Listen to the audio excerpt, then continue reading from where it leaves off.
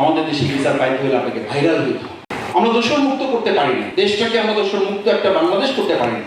এখনো যে দেশে অনলাইন প্রযুক্তির মাধ্যমে তারা 400 জনকে একত্রিত করে একটা প্রোগ্রাম করে, প্রোগ্রাম করার পর তাদেরকে আইডেন্টিফাই করা হয়, সেই সরকার সেই প্রশাসনের কাছে আপনি কি বিচার করবেন? আমি এই কথাগুলো বলছি কেন? এটার জন্য আমিও দায়ী, এটার জন্য আমার দল বাংলাদেশ জামাত ইসলামীও দায়ী। আমরা আমাদের এই সমস্ত শহীদদের পাশে দাঁড়ালে, আমরা আবেগ আপ্লুত হয়ে চোখের পানি ফেলি, তাদের কাছে একটা খাম দিয়ে তাদেরকে বিদায় করে দিয়ে আমরা সংসদ ভবনের দিকে তাকিয়ে থাকি, কখন সংসদ ভবনে গিয়ে আমরা ক্ষমতাটা দখল করব। প্রতারক আমি, বেঈমান বিশ্বাসঘাতক।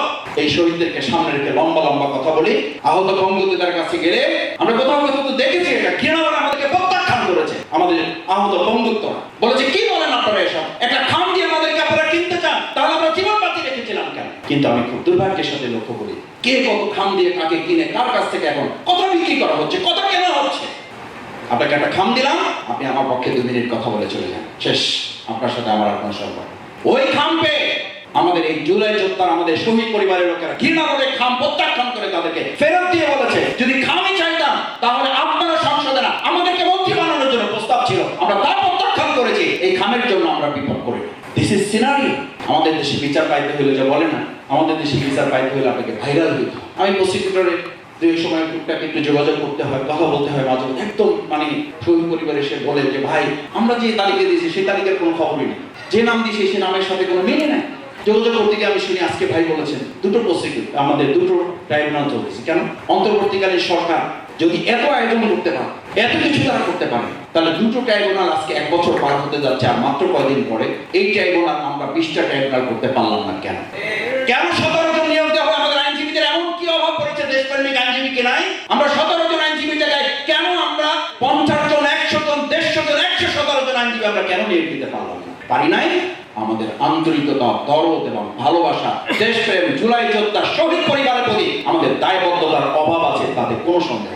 সেই জায়গায় আমারও দায়বদ্ধতা আছে। কারণ কি জানেন? শুধু অন্তর্বর্তী সরকার নয়, অন্তর্বর্তী সরকারকে আমরা শুধু চাপ দিচ্ছি, আমাকে মাফ করবেন, শুধু চাপ দিচ্ছি। আমি কাউকে বলেছি যে ভাই, অন্তর্বর্তী সরকারের সাথে শুধু দেখা করেন, দেশে মিটিং করেন, বিদেশে মিটিং করেন, শুধু একটা নির্বাচনের জন্য। বিচারের মতো কোনো মিটিং করতে দেখি নাই আপনাদের।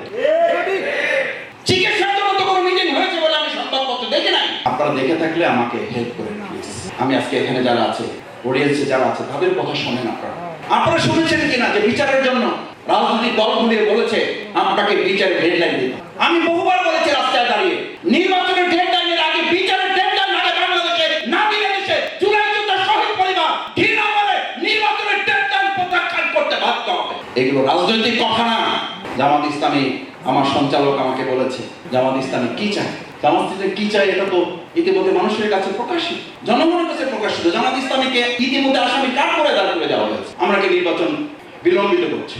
কেন বিলম্বিত করছি? আমরা বিচার চাচ্ছি, বিচারের নামে আমরা টাল বাহানা করছি। আমরা সংস্কার চাচ্ছি, আমরা সংস্কারের নামে নাকি টাল বাহানা করছি। আমি আজকে সেই জবাবই এই অডিয়েন্সের কাছে দিয়ে যাই, আপনাদের কাছে দিয়ে যাচ্ছি। এটা প্রমাণ করে বাংলাদেশ জামাত ইসলামী বিচার এবং সংস্কার ছাড়া আমরা নির্বাচন চাই না, মানি না এবং হতে দেব না বলে আমরা ডেট ক্লিন কণ্ঠে কথা প্রকাশ করব।